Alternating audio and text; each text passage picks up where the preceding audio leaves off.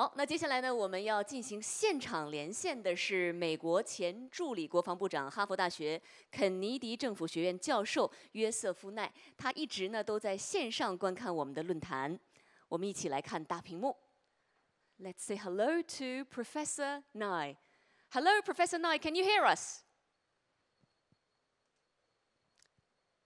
现在好像声音还没有打开啊，我们看一下。Professor Nye, could you say a few words? It's a pleasure for me to join you at Phoenix TV this morning. And I should tell you that I'm speaking to you from Boston, Massachusetts, where the temperature is below zero and we're expecting a snowstorm. So enjoy your wonderful Hong Kong climate while you can. That's related, though, not just to where I am, but also to the question I'm going to address this morning, which is U.S.-China relations. U.S.-China relations are probably at their chilliest or most cold in 50 years. Indeed, some people are saying that we are entering a new Cold War between the US and China. It's often said that Trump has bequeathed to Joe Biden a Cold War situation of extreme antagonism between the US and China. Trump has been, I think, a very unfortunate president for the United States and for US-China relations. But I think it's important that we not blame everything on Trump. Trump, in a sense, is like a reckless young man who comes along and sees a fire and then throws gasoline on it. So the fire flares up. But you have to ask the question of who lit the fire in the first place. And many Americans, including many people in the Biden administration, now some people take that to a next conclusion and say we should disengage with China. We should decouple the US and Chinese economies. I think this is a serious mistake. For one thing, if you look at the issue in terms of security alone, you can make a case for disengagement. So there's some areas which, in fact, because of security concerns, each defined differently in the two countries, there will be a degree of decoupling or disengagement.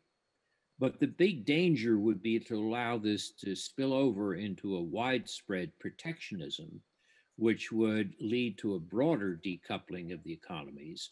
And that, I think, would be a disaster. It would be extremely costly for both the American and the Chinese economies and should definitely be avoided. In addition, there is an aspect of global interdependence which is not economic, but which you might call ecological. If you take something like climate change, which Danny Alexander just referred to in describing the AIIB priorities, climate change doesn't recognize international boundaries. Carbon dioxide molecules couldn't care less about where the boundary lies. Similarly, when you look at pandemics and global health issues, viruses don't care about the nationality of the human beings that they kill, and they're quite prepared to cross any border at any time. So if we look at this new dimension of ecological interdependence, it doesn't obey the laws of politics, it obeys the laws of physics and biology. And we have to realize that that is an area where we can't solve it alone. I've recently written a book called Do Morals Matter? Presidents and Foreign Policy from FDR to Trump. And what I point out there is we have to begin to learn that in addition to power over other countries, which is the traditional way of thinking of power, there is also power with other countries. We in the United States and China in Beijing cannot possibly solve the problems of climate change acting alone. And yet the damage can be very great, not merely to coastal cities, as Danny Alexander just referred to, but think of what will happen to Chinese agriculture if the Himalayan glaciers melt. These are enormous challenges that we face, and they can't be dealt with alone. They have to be dealt with working with others. So, in that sense, the view that we should decouple or disengage from each other is totally unrealistic. Economically, it's too costly, and ecologically, it's impossible. So, we're bound, I think, to see US Chinese relations as what I call a cooperative rivalry. There will be elements of rivalry, for example, differences between the US and China on freedom of navigation in the South China Sea, but there have to be elements of cooperation, such as climate change and pandemics. And we're going to have to be able to manage to do both of these at the same time. Now, that means that we're going to need a very careful management. And the big dangers to this is the rise of nationalism in both countries. So both of us have to be able to maintain control over these forces. So, in that sense, I think the question for both countries is to work out arrangements to make sure that we don't fall into a new Cold War. But even if we see the importance of combining cooperation and rivalry at the same time, it doesn't mean that we can rest assured. There's always the danger in human behavior of miscalculations and accidents. Let me take you to 1914 as a better metaphor than 1945.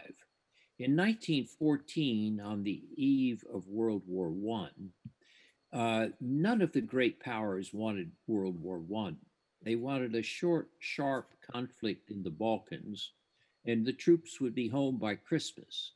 Instead of that, what they wound up with was a disastrous war which lasted 4 years and which led to the collapse of four empires and ended the centrality of Europe in the global balance of power. We have to be extremely careful to make sure that that doesn't happen in the US China relationship. My own feeling is that this relationship can be managed, that we can avoid this type of disaster.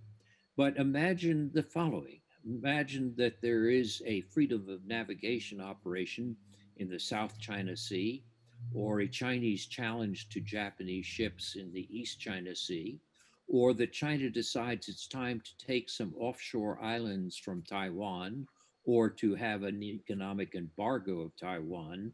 And what happens is a miscalculation and an accident. A plane is shot down, a ship is sunk, people are killed. The Americans then feel impelled to reply with something like freezing of Chinese assets or invoking the Trading with the Enemy Act. And all of a sudden, you will have seen us slip into not just a new Cold War, but possibly even a hot war. The results would be disastrous, disastrous for China, disastrous for the US, and disastrous for the world. It's not likely, but it's not impossible. And that's why it's crucial that we set up mechanisms of constant contact and communication relating to crisis prevention and crisis management, and that we not see the overall US China relationship as a new Cold War, which is bound to lead to intense hostility, but as what I called a cooperative rivalry in which we place equal emphasis on the cooperation as well as the rivalry. If we do that, I think you can envisage a situation of US China relations which will be beneficial to both sides and to all countries. If we fail in that, however, I remind you that the relevant metaphor historically we should think about is not the 1945 Cold War, but the 1914 episode of World War I. That's our real danger.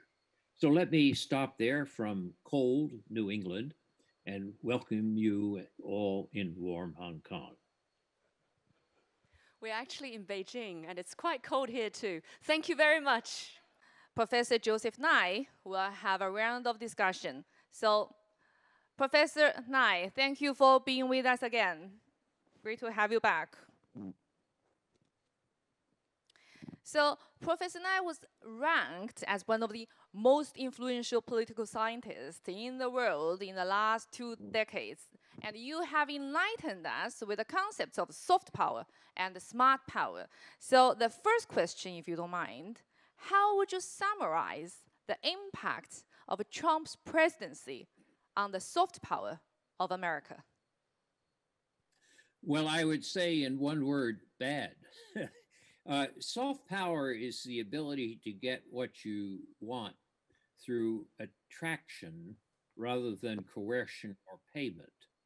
And in that sense, Trump's attitudes and policies have not been very attractive to other countries. His emphasis on America first is not wrong in itself. Every leader has to protect the interests of his or her own country. The question, as I point out in my book, Do Morals Matter? Is how do you define the national interest? Not whether you defend it, but how you define it. And Trump defined it in very narrow transactional terms, which did not include the interests of others.